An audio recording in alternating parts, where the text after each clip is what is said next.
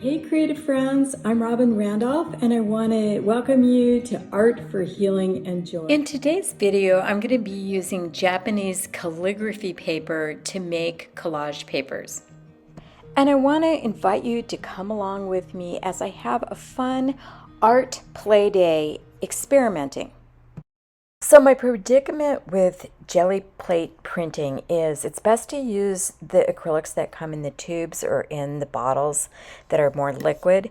However, I find them to be too toxic. And so instead, I'm going to be using my natural earth paints. And I love these paints because they're non-toxic and they're good for the environment.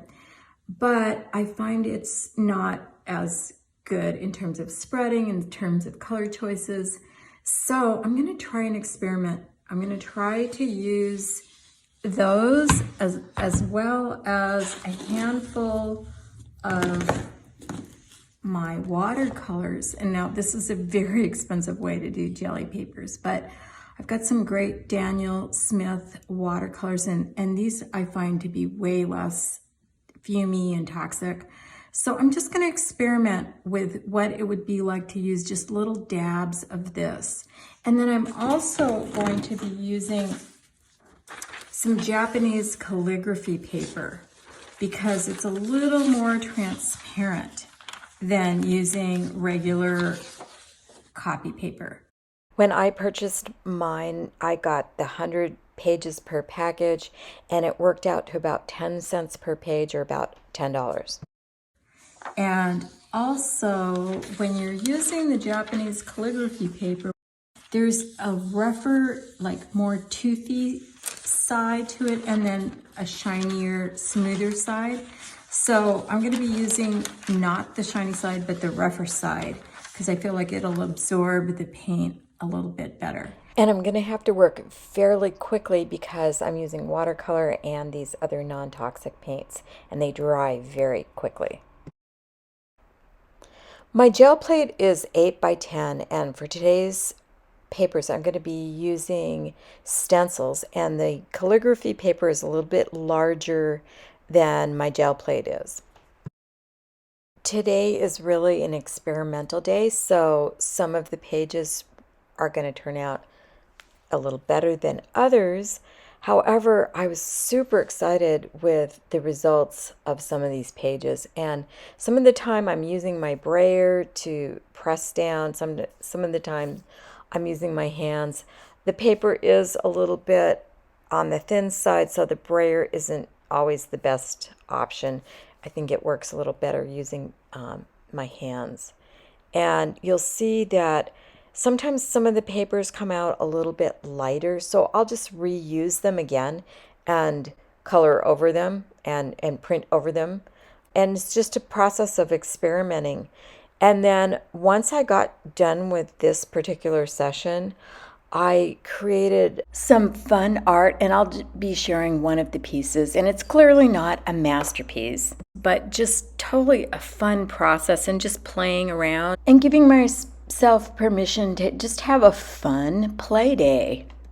And I wasn't so worried about composition or thinking too much about it. So some days are like that.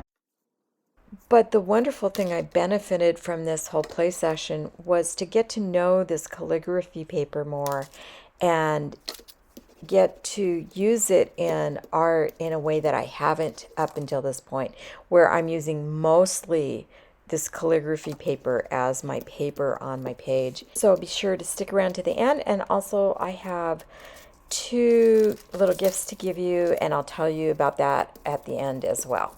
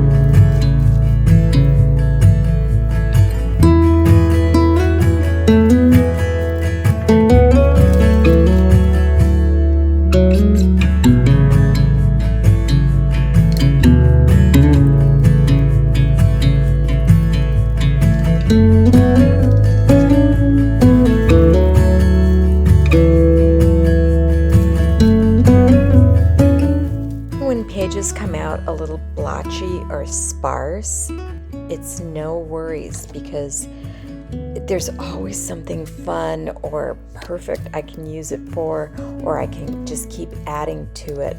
So nothing goes to waste, including the papers off to the side where I wipe off my brayer.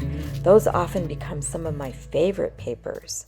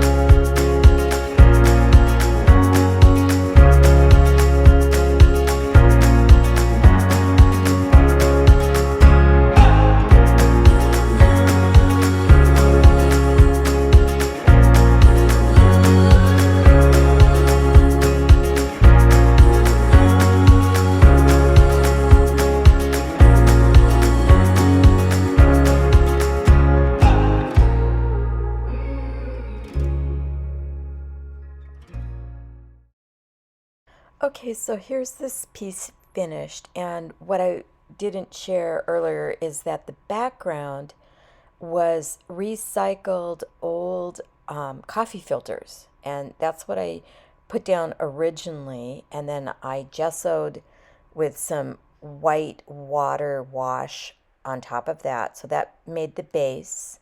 And then I laid down the various Japanese papers, and you can see how the metallics kind of sparkle and shimmer in the sunlight. After I'm done with the collage process, I come back in and I add little touches here and there.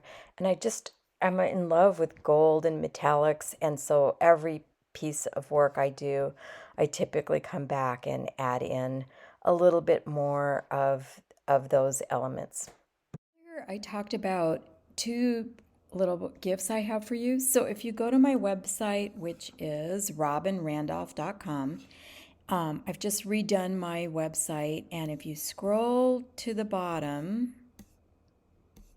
right here, you'll see you can download my favorite supplies go-to list. And here's a quick little preview inside of my supplies list. And you'll see that everything I use today, like the Japanese calligraphy paper, my brayer, my gel plate, they're all linked for you so that you can just click on the link and go directly to those supplies. You'll also find the paints I use today as well. The second gift I have for you, also at the bottom of my homepage on my website, is a download of the beautiful color palette guide that I created several videos back, and those two are always waiting for you at my website. All right, thanks so much for watching all the way till the end. Stay tuned, because on my next video, I'm going to be showing you how I'm going to continue to use these same Japanese jelly plate papers and how I am using a photo of my kitty, and I'm going to use my home inkjet printer and then show you how I did a photo transfer into my next collage piece. If you're enjoying my videos and you want to help me out, I so appreciate it if you can like, share, and subscribe. If you have any questions or comments, please be sure to leave them below. I always love to hear from you. All right, thanks again so much for watching, and I'll see you on the next one.